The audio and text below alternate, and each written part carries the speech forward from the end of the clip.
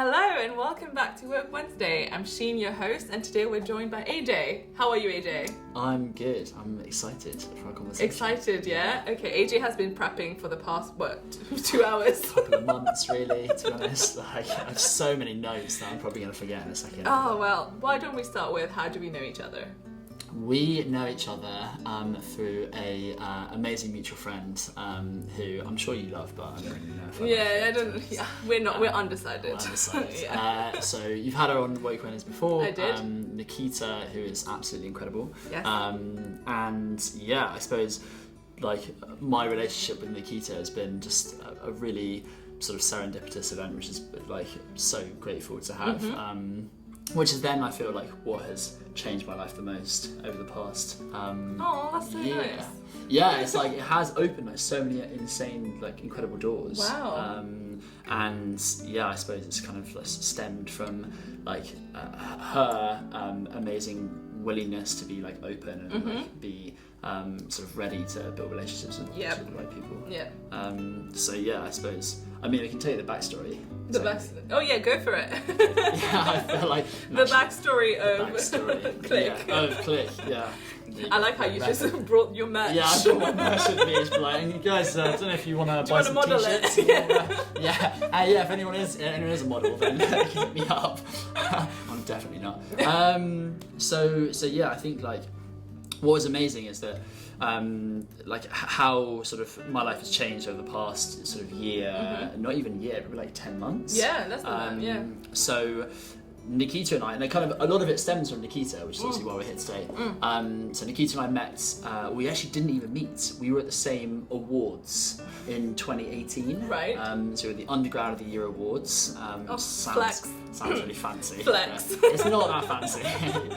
It sounds better than it is. And I basically I thought it was a good idea because I realised like how impactful people are in your life, and so I thought it was a good idea to basically add everyone, all of the finalists on LinkedIn. Okay. Even if I hadn't met them. Big keen.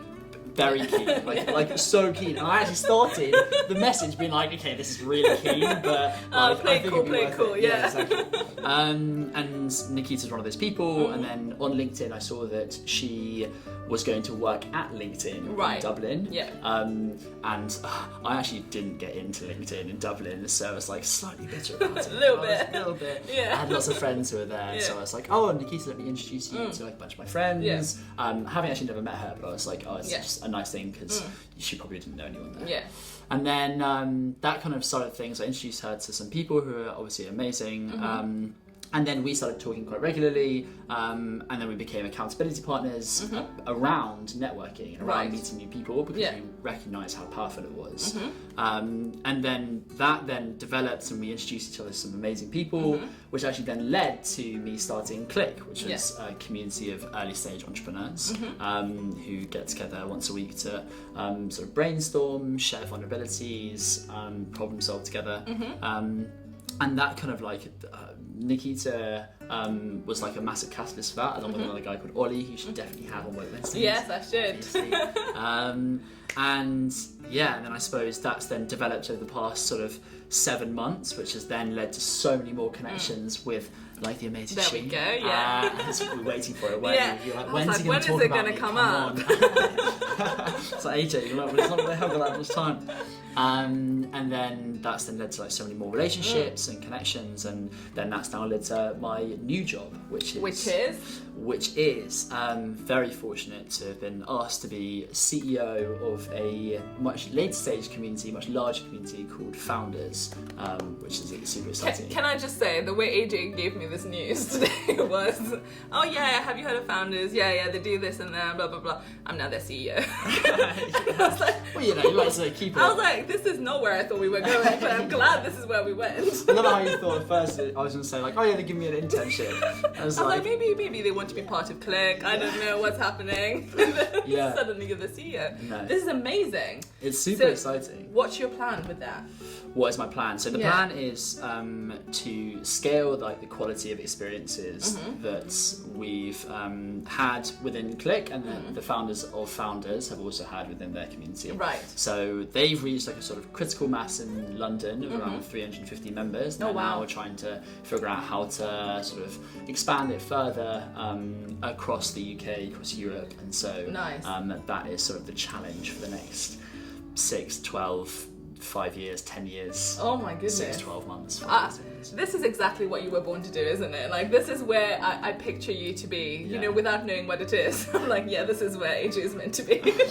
I feel like so lucky, because I feel like people often go through so much of their life just not knowing really what they should be doing, or what they really love doing, and just lucky to have like started lots of companies which then failed, primarily because like you don't really care that much about them. You just get caught into the entrepreneurial hype and be like, oh cool, I want to start a company. I'm an entrepreneur. Yeah, exactly. I want to be like Elon. And now, and then sort of after those fail, and you sort of look back on like what was the bits that you loved about them, what was the bits you didn't like, and then find something that like really clicked.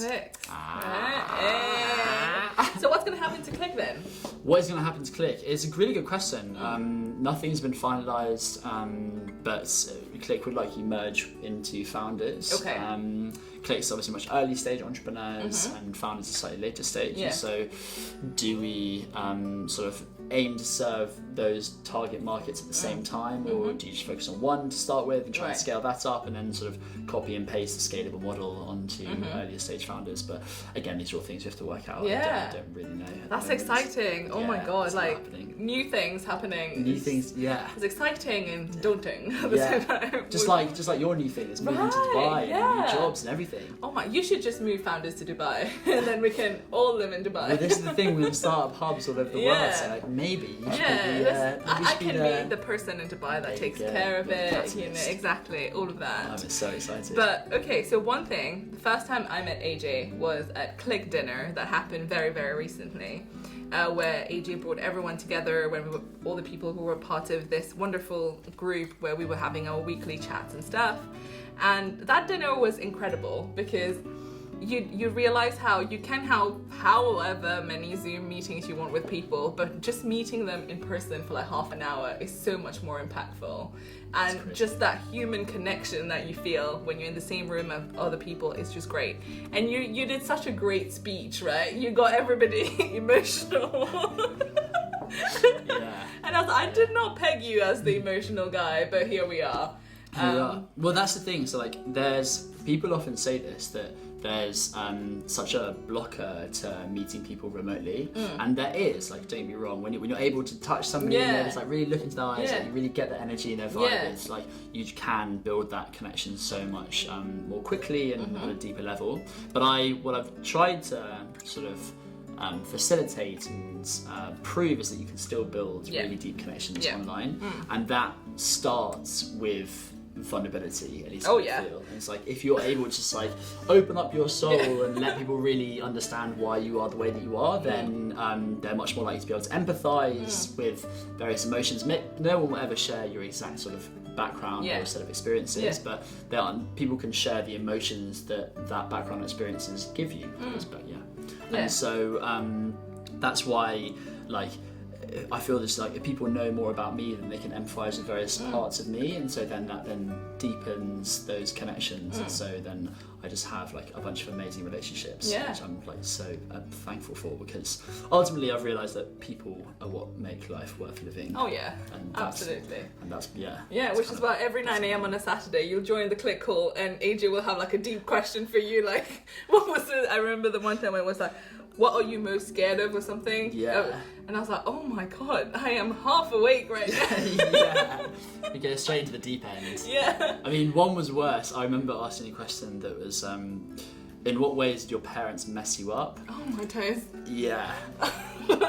It's a great question to ask yourself. Maybe not with a bunch of strangers who you just met. There's all been a learning curve with Click, but I feel like it's better when they're a group of strangers, isn't it? Yeah, true, actually, because then you sort of don't feel like what you say is going to come back around. There's no judgment. Everyone is just there being vulnerable. That's really good. And at the moment there's a lot of chat about parenting and relearning how to parent and stuff. So I remember that question was a bit like, oh yeah, great. We all love our parents, but there are definitely things that we wish we could unlearn. 100%. No.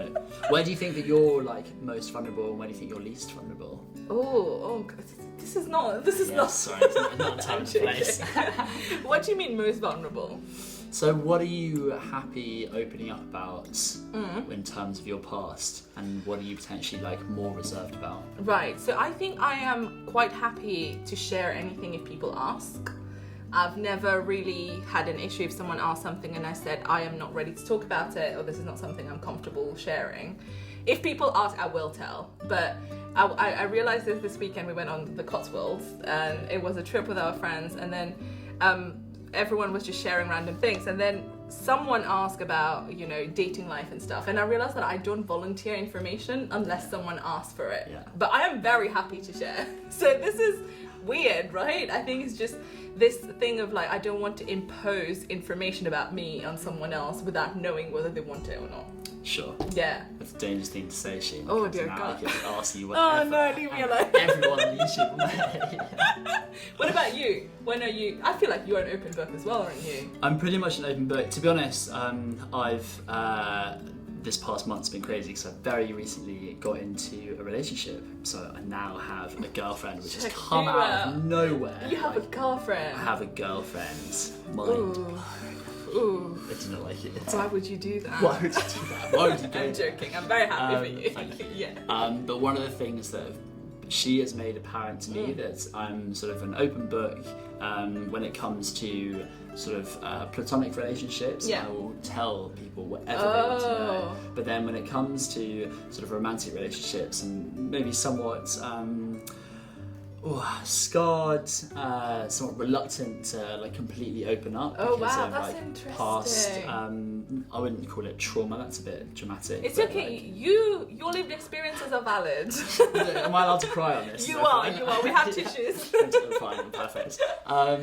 So yeah, like past experiences with relationships, like romantic ones have been difficult and affected me in lots of ways I didn't realise. And she has been absolutely amazing and helped me sort of unpick those and sort of open up a lot more, which has been super uncomfortable, but also like so rewarding, and I'm really grateful for her. So thank you, Laura. Look at how cute he is. Oh my god. I'm the secret romantic at heart, but I haven't. What do you mean secret? Everyone knows that. I'm a hopeless romantic. Yeah. I'm very alpha. I don't show my emotions. What would it take for you to show your emotions? I show my emotions quite easily. Yeah, like for example, I will cry if I have to cry wherever it is. It's gonna happen. There's no stopping. I wish it was different, but it just comes out. Like we were at a restaurant. I really wanted to go to this new restaurant with a friend of mine, and we went there and we ended up having this really like heart-to-heart intense conversation. And I started crying in the restaurant. And I was like, great, this waitress just thought that I was being dumped or something at the restaurant. She comes over and she's like, everything okay? You're like, I just love this food. Like, in between every course, she was like, are you okay? And I was like, yeah. I'm alright. So that's okay. I feel like I am amazing. I am quite in touch with my feelings, and I think it's good and bad because it also means. So that's another thing because you love connections, right? Yeah. I read people's energy a lot, so I can tell. For example, if someone is having a bit of an issue, if they're not happy, or like they're angry, or if our dynamics have changed, so I pick up on these things. And sometimes I wish I didn't, because then it's the burden on me of like having to like take care of that. Are you the same? I feel like you empathize a lot with people, don't you? Because you're in touch with your feelings, so you empathize very well with people. Do you also, can you detect energy changes?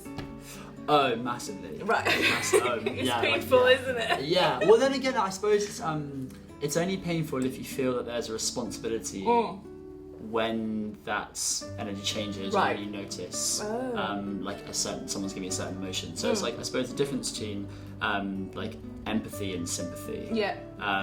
Sympathy is feeling like you have to take on those emotions as well, whereas empathy, I think, is just understanding the emotions. Yeah.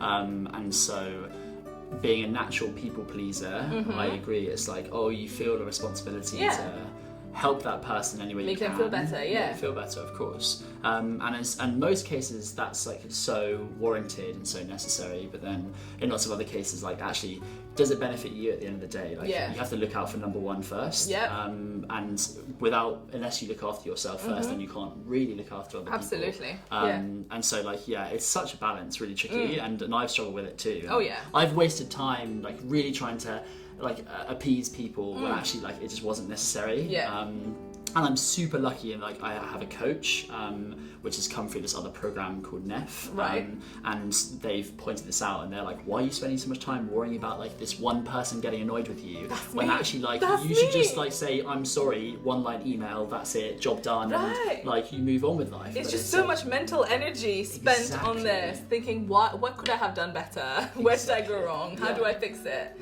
But so true. And it's like the headspace that it takes up. It's like, okay, you've only got like time as our most scarce resource, and like how much time should you be spending thinking about this one thing as opposed to the other thing? And like what we're terrible, I think, at predicting is how much headspace something will take up outside of just like that event. So it's the same as like, this is what it also comes back to entrepreneurship. It's like, as an entrepreneur, I'm always thinking about like new ideas, exciting new opportunities, and always juggling like 100 things, spinning loads of different plates. And what was pointed out to me recently was that yes, you can do lots of different projects, and even if you dedicate just a small amount of time to that one project, the headspace that it takes up will never just be that small amount of time. It will always bleed into other things. And it's the same with like in personal relationships. If you're like trying to look after a loved one or something, and you maybe only go see them on the weekend, like you're still going to be thinking about them for the whole week. It's going to affect your work and everything else that you do. And so then I suppose it's about like, hey, how do you either first recognize how much headspace that takes up, and then potentially like regulate it and find ways to be like, not close the door, but at least just like put it on the shelf for a certain amount of time, then pick it up and put it down when you need to. It's that intentions, isn't it? It's all about being very intentional about how you use your mind space. And it's just, I guess, keeping busy is the best way of choosing an activity that you want to spend your time on, and then moving on. And then being mindful of it at the same time. That's why like meditation has helped me massively, and so you're able to recognize emotions and like things taking up about a certain amount of headspace, and then being able to like, obviously, like what is an AA meeting, it's like acceptance is the first thing you recognize.